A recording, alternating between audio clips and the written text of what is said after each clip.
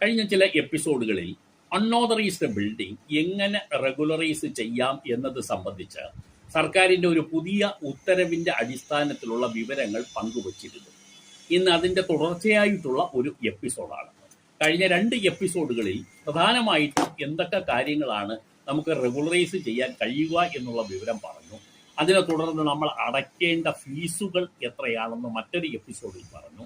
ഇന്നത്തെ എപ്പിസോഡിൽ എങ്ങനെയാണ് നമ്മൾ ഇതിന് അപേക്ഷിക്കുക എന്നുള്ള വിവരമാണ് പറയുന്നത്. അപേക്ഷിക്കാനുള്ള വിവരം നമ്മൾ അറിഞ്ഞിരിക്കണമല്ലോ.